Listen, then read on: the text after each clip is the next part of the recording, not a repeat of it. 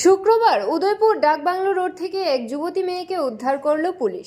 ঘটনার বিবরণে জানা যায়, শুক্রবার সকাল থেকে উদয়পুর ডাকবাংলো রোড এলাকায় এক যুবতী উপজাতি মেয়ে পেটের ব্যথা বলে চিৎকার চেঁচামেচি শুরু করে। পরবর্তী সময়ে স্থানীয়রা পুলিশকে খবর দিলে পুলিশ উদয়পুর ডাকবাংলো রোড থেকে উদ্ধার করে উদয়পুর মহকুমা হাসপাতালে নিয়ে যায় সেই মেয়েটিকে। এই বিষয়ে জানান ত্রিপুরা সুন্দরী উদয়পুর মহকুমা হাসপাতালের চিকিৎসক। Bureau report, Tripura news 8।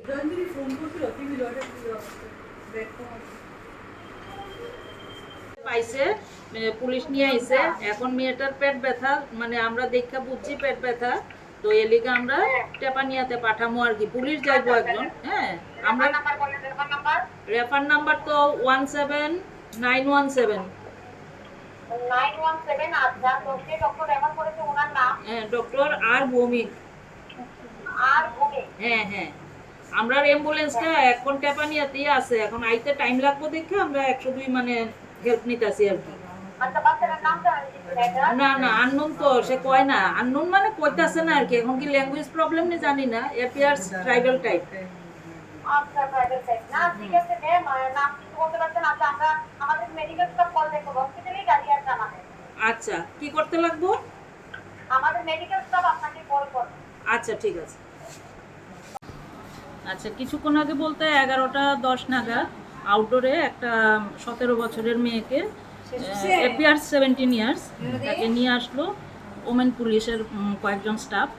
তো ওরা বলছিল যে মেয়েটার কোনো ফর্মাল চেক আপের জন্য, কারণ তার পেটে সে ধরে দৌড়াচ্ছে, মানে অ্যাপিয়ার্স টু বি তার পেট ব্যথা। তো আমি এক্সামিন করলাম, সে নাম বলছে না, কথা বলছে না, কিন্তু পেটে ব্যথা, পেটে হাত দিয়ে মানে ব্যথা হলে যেরকম সিমটম হয় ওইগুলি দেখাচ্ছে। তো আমি দেখার পরে এক্সামিন করলাম, তার প্রেশারটা অনেকটাই কম, এই জন্য আমি পেশেন্টটাকে অবজারভেশনে রাখলাম। আর পেট ব্যথাও আছে, সেই জন্য আমি সোনোগ্রাফির জন্য ডিস্ট্রিক্ট হাসপাতালে রেফার করেছি পেশেন্টটাকে। আপাতত এইমাত্র দেখে আসলাম, পেশেন্টের প্রেশারটা ঠিক আছে, এখন ঠিক হয়ে গেছে, কিন্তু পেট ব্যথাটা যেহেতু রয়ে গেছে আমরা ডিস্ট্রিক্ট হাসপাতালে রেফার করে দিলাম। কি কারণ হতে পারে? এটা পেট ব্যথা তো আছে পেশেন্টের, এখন পেট ব্যথা অ্যাকিউট অ্যাপেন্ডিসাইটিস বা কোলাইটিস, পেট ব্যথার বিভিন্ন মানে কারণে পেট ব্যথা হতে পারে। তো এইটা কি কারণে হচ্ছে পেট ব্যথা সেটা ডায়াগনোসিসের জন্যই আমি ডিস্ট্রিক্টে রেফার করলাম। সোনোগ্রাফি করলে বোঝা যাবে।